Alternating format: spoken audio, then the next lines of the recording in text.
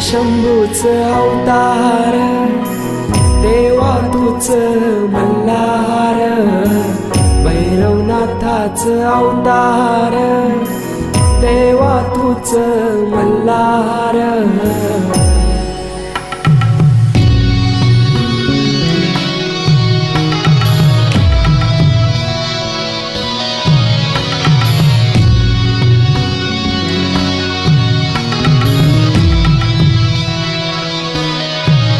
ठेवून बाणाई पहिल्या पायरीला, घेऊन माल साधवी संगतीला, वध करूनी मनी मल्ला